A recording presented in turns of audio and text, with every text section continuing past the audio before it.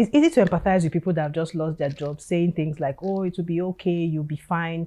Yes, I'm sure that they know that it will be fine at the end of the day, but somewhere deep down, it still hurts. And I know this because I've been through that pain before. So if you have lost your job or you are currently under threat of losing your job, I know how you feel, and this video is for you. In this video, I'm going to share with you my job loss story. I'm going to share with you exactly how those 14 months went by and what exactly I did to be able to survive those months. But most of all, I'll be sharing with you 7 lessons that I learned from the experience. If you also have a job now, you're thinking of quitting your job without having any other job in hand, or you just want to learn, you're welcome to the party. It's good to understand these things as well. So my name is Iphie, and if you're new here, you are super welcome. If this is not your first time around this channel, I'm very excited to see you again. My mission with this channel is to help Christian career women desiring more income, freedom, and fulfillment from life achieve just that whilst growing in their careers and being strong, influential pillars in their homes and in their nations. If you haven't subscribed, be sure to do that right now. Click the subscribe button and click the bell icon so that you get notified every time I post new videos about being this uncommon woman. So on the 22nd of February 2017, myself and 29 other colleagues, we got to work, really excited. But that day we didn't leave with our jobs. Long story short, on that day we actually lost our jobs. And this was really crazy because for someone like me, this was after 11 years and 9 months of working in the same company. And the brand I was responsible for at that time was actually like massively growing. It was a recession. Our target was to essentially decline 5%, I'm sorry. But at the time of this occurrence, we were actually growing 17%. So even if, I never expected it, it's almost 12 years in the company. My brand was growing. I was really shocked.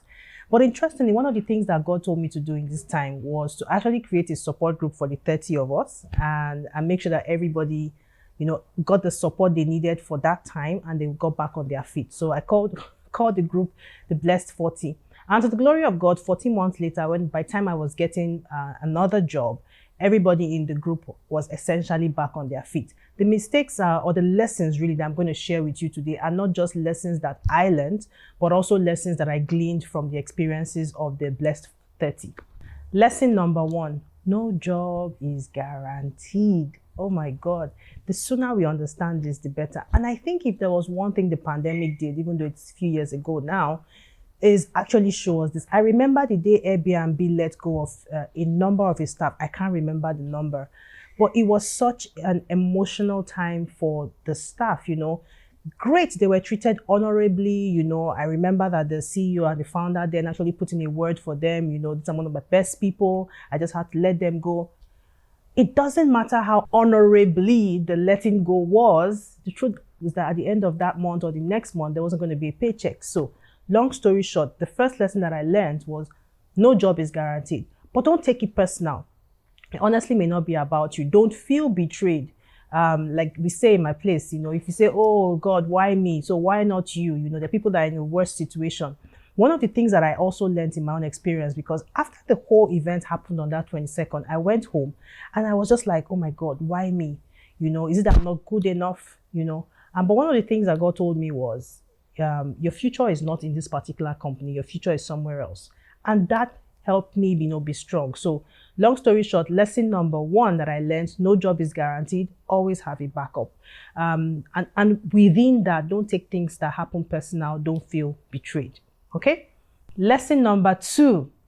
Guess what? This time could actually be a gift. I'll tell you my story and I'll tell you a story of a few other people. So when we got the letter, when I went back and then, God told me, oh, Ifeoma, your future is not in this organization. I'm like, okay, I believe you. I trust you. So what am I supposed to be doing with myself now? I have never, ever not worked in my life. And he said, he had given me an assignment about writing a book, The Uncommon Woman, which, by the way, is available on Amazon. The link will be in the description. But he told me, finish up that book and then have an event for women all about the uncommon woman. And so that's what I focused on.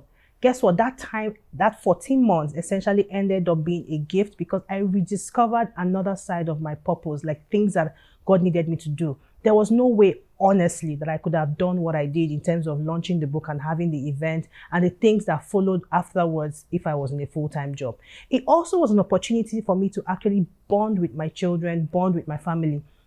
So, lesson that I learned, this could actually be a gift from God, make the best use of that time, deepen your relationship with God, learn to have conversations with him and understand where he's actually taking you to. Try and get a bigger picture of what this is all about. So don't just look at it as, oh my God, this is the time to get depressed, I'm thinking of my life. No, this time could actually be a gift. Make it count. Lesson number 3 that I learned, your financial commitments can actually be movable, be flexible.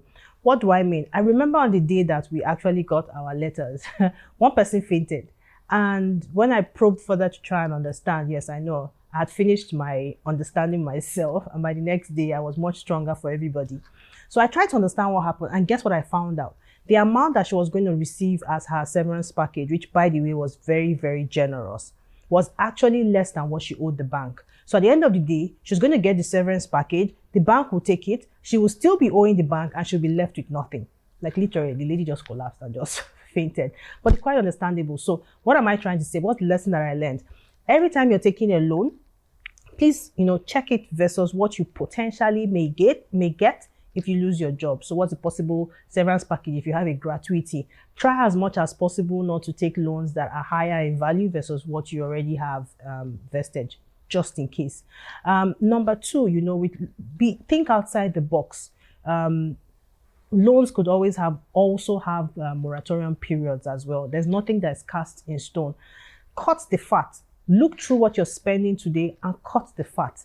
You will be very, very shocked that there are things inside your expenses today that you feel are needs, but if you lost your job today, yes, God forbid, but if you lost your job today, some of those things will actually disappear. So lesson number 3 for you is to relook your financial commitments. What is in there that is fat? Cut it off. Leave only the things that are core. What loans do you have today? If you have any loans, how does this compare to what you possibly might get if you lost your job? So you don't have those situations that would lead to you fainting. I won't be there, I'm sorry. Is all this making sense? What are your thoughts? Is anything interesting that you've just found out? Please drop it in the comment section. Lesson number 4, this is what saved me, honestly. Like those 14 months, I could go through those 14 months because I had a side business. My side business was already 5 years old at this time. 2 years before this, my side business hit $100,000. And then as at the 2 years, so this thing happened in 2017. So between 2015 and 2017, for at least half the time, my business was paying me what I was earning in my full-time job.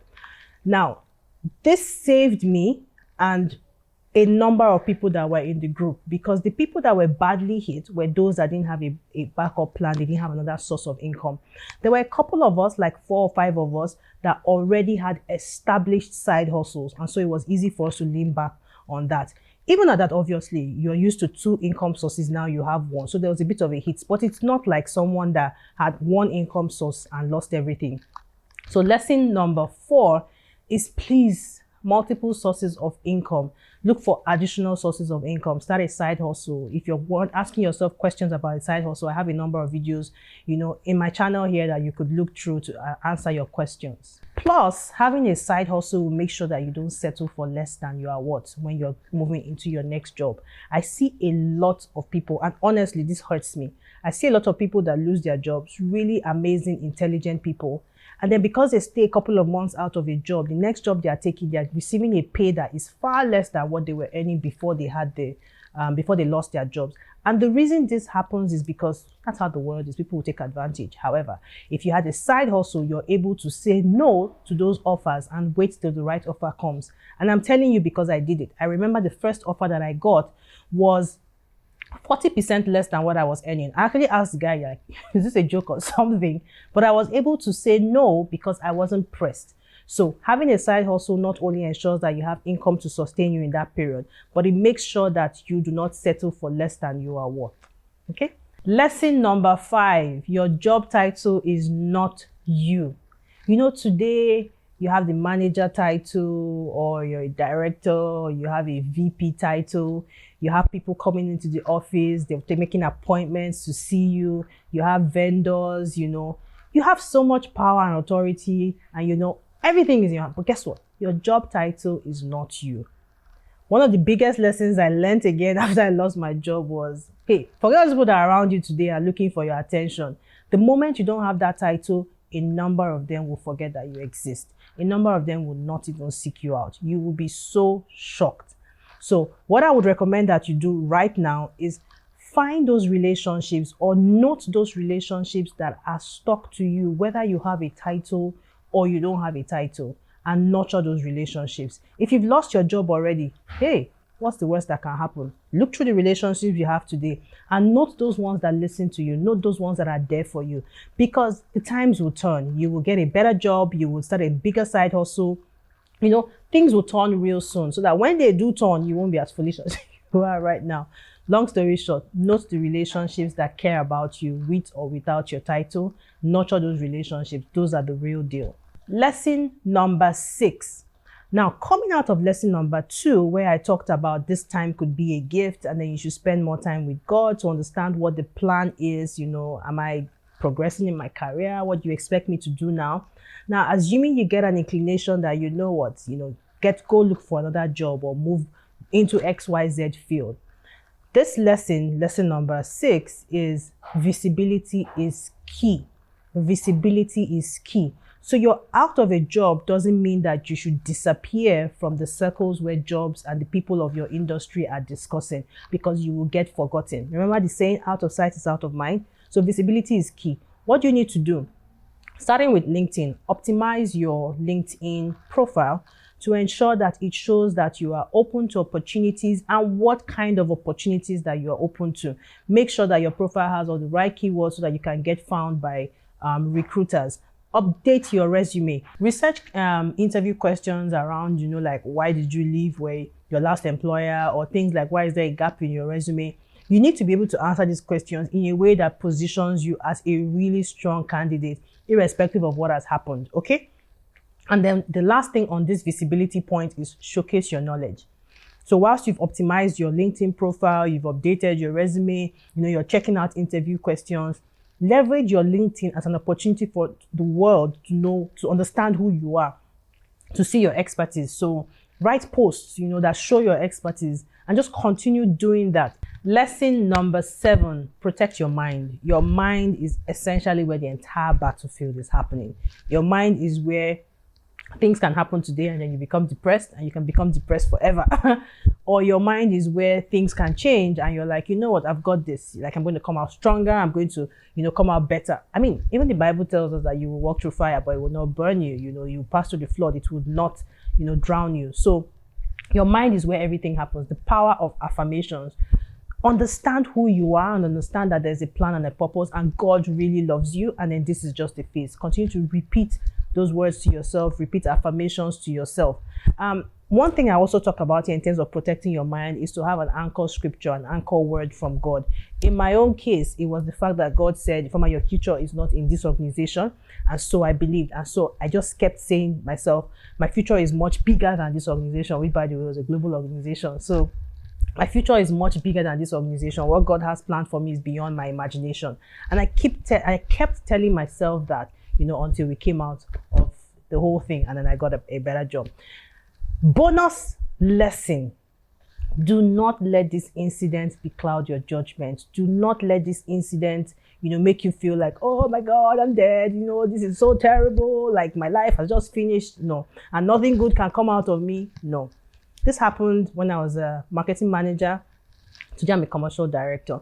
One of us actually in the Blessed 30, it actually happened to her. Today, she has actually changed companies, worked in some of the amazing companies, and actually relocated from Africa to Europe. So do not let this incident becloud, your future. Interestingly, one of the Blessed 30, today she has a business where she actually produces her own hair and then she sells it. She's doing really well. So I'm going to repeat again, I'm sorry. But do not let this incident becloud your judgment. Tomorrow is much, much beautiful, and it's available for you if you're ready to take it. If you're wondering also, if you've talked about multiple sources of income, how do I launch my side business? If you have any questions about, launching a side business, starting a side hustle, I get these questions a lot. And so one of the things I've done is create a PDF. The link is below. It has all the top questions about starting and launching your side hustle so that it actually grows. You can get yours now by just go to the description. You will see the link and download your own copy. Finally, are you in a toxic work environment? I mean, you think about going to work and your heart literally skips 72 beats. If this is you, or you know someone that is in this kind of environment right now, you would love my next video, because in my next video, I will be sharing with you working in a toxic environment, what you need to do now. So don't forget to subscribe, hit the like button, and see you in the next video.